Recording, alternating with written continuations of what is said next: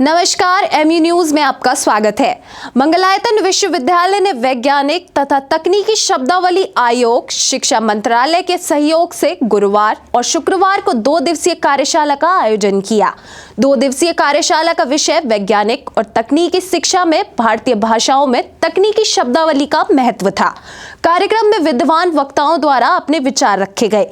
वक्ताओं ने शिक्षा में भारतीय भाषाओं के प्रचलन पर बल भी दिया। कार्यक्रम का शुभारंभ मुख्य अतिथि केंद्रीय हिंदी संस्थान के उपाध्यक्ष अनिल जोशी, वरिष्ठ अतिथि वैज्ञानिक तथा तकनीकी शब्दावली आयोग के उप निदेशक ML मीना, कुलपति प्रोफेसर KVSM कृष्णा और कुल सचिव प्रोफेसर दिनेश शर्मा ने दीप प्रज्वलन करके किया। कार्यक्रम को संबोधित करते हुए मुख्य अतिथि अनिल जोशी ने शिक्षा में हिंदी को महत्व देने की बात करते हुए कहा कि शब्दावली को लेकर चिंतन करने की आवश्यकता है। वहीं भारतीय भाषा की शब्दावली को प्रचलन में लाना होगा, उसे शिक्षा का माध्यम बनाना होगा। हमारे देश के बारे में, हमारे देश में शिक्षा की भाषा क्या हो, उसके बारे में एक महत्वपूर्ण निर्णय लिया गया था वर्ष 1834।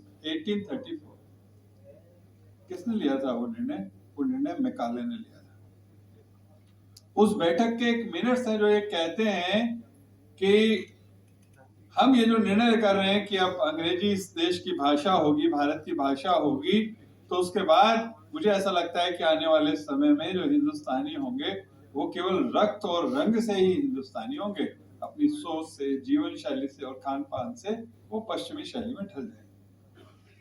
जिसमें लिखा हुआ है, ये कोई मेरी सूझ नहीं, और ऐसा हुआ भी।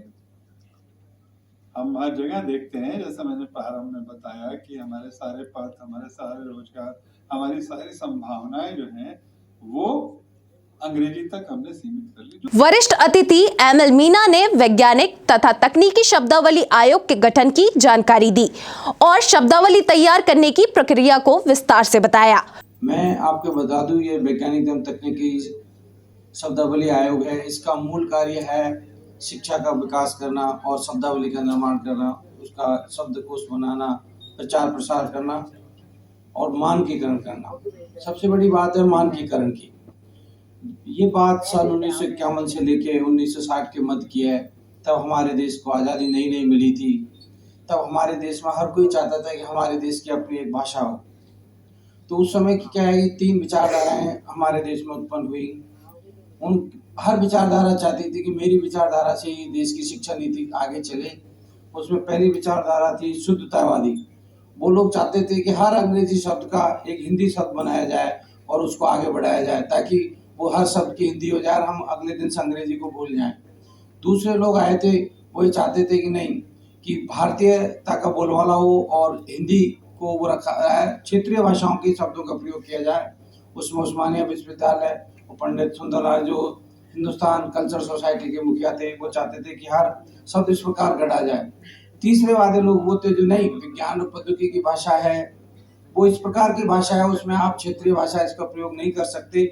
इन शब्दों को इसी प्रकार लिप्यंतरण कर दिया जाए, जैसे केमिस्ट्री को केमिस्ट्री लिख दिया जाए, न कि रसायन विज्ञान। तो वो इस प्रकार की, तो भारत सरकार ने सोचा इस प्रकार अगर शिक्षा दी जाएगी तो 3 विचारधाराओं के साथ शिक्षा देना बहुत कठिन कार्य होगा। तब भारत सरकार ने ये निर्णय लिया और महामहिम राष्ट्रपति ने 1 अक्टूबर 1960 को वैज्ञानिक तथा तकनीकी शब्दावली आयोग की स्थापना की और 1 अक्टूबर 1960 से यह आयोग लगातार कार्य कर रहा है। अब तक आयोग ने सभी विषय की शब्दावलियां बनाई हैं और उनको जनमानस तक पहुंचाने का प्रयास करता है।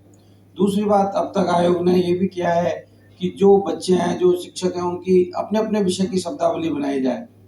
तो मैं ये बताना चाहूँगा आप सभी लोगों के लिए, अगर आप अपने विषय की कोई शब्दावली लेना चाहे तो मूल्य निर्धारित की शब्दावली तो पैसे से ही मिलेगी, लेकिन अभी पिछले कुछ वर्षों से आयोग ने नई स्थिति की है कि मूलभूत शब्दावली बनाई है हर विषय की। उसमें क्या है कि 3000 से लेकर 5000 शब्द हैं और वो हर विषय में उपलब्ध हैं, वो निःशुल्क है। आप आयोग को लिखिए, आयोग आपको भेज देगा। तो ये आयोग की एक छोटी विधि। अब मैं आगे बताऊँ कि आयोग शब्दावली में किस प्रकार वो अधिकारिता। आयोग की जो शब्दावली का निर्माण कार्य है, यह आयोग खुद नहीं बनाता। आयोग उस शब्दावली का निर्माण कार्य उसी विषय के विशेषज्ञों के सहयोग से करता है और उस विषय के 3 तरह के लोग विशेषज्ञ भाग लेते हैं। उस विषय के बहुत बड़े विद्वान लोग, उस विषय के विशेषज्ञ और दूसरी भाषाविद, तीसरे हिंदी के विद्वान लोग। हिंदी के विद्वान लोग और जो भाषाविद हैं उनकी संख्या 25% रहती है, यानी कि 75% कार्य किया जाता है उस विषय के विशेषज्ञों के द्वारा ही किया जाता है। तब हम इन शब्दावली का प्रयोग करते हैं तो ये कहते हैं जी बहुत कठिन शब्दावली बना दी, बहुत कठोर है, ये सब तो नहीं चलेगा, ये ऐसा नहीं है। जो शब्द बनाए जाते हैं वो विषय विशेषज्ञों के सहमत होने पर बनाए जाते हैं, हम और आपके उस पर नहीं बनाए जाते हैं। तो मैं आपको इस सभागार में बताना चाहूँगा, आयोग के जितने भी शब्द हैं वो कभी कठिन और क्लिष्ट नहीं है, वो सिर्फ परिचित और अपरिचित हैं। आपसे अपरिचित हैं, आपको कठिन लग रहे हैं, वो आप उनका प्रयोग करेंगे, परिचित हो जाएंगे और उनका सही अर्थ समझ जाएंगे तो आप उनको कहेंगे नहीं बिल्कुल सही अर्थ है।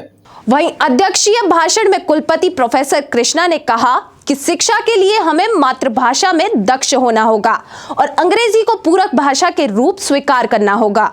आज के दिन अगर आप कहीं बैठ के कुछ एनालिसिस करेंगे तो आपको पता चलेगा शायद 50 से ज्यादा % एक दिन में आप अपना भाषा के अलावा लैंग्वेज ही यूज करते हो।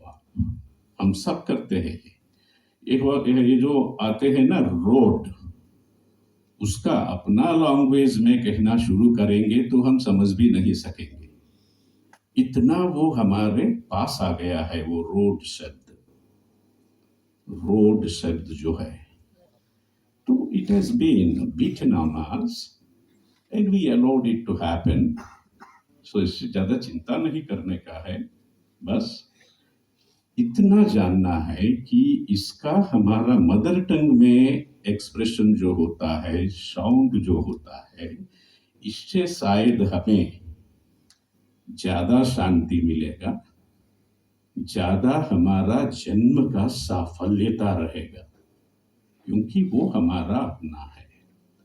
इसे हमें याद रखना है बस।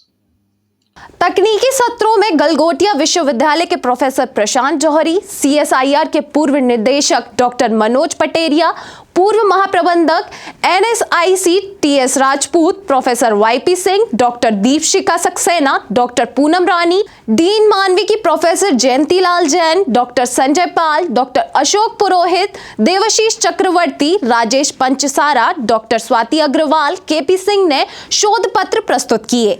इस दौरान DVPA विभाग के द्वारा सांस्कृतिक कार्यक्रमों का आयोजन भी किया गया।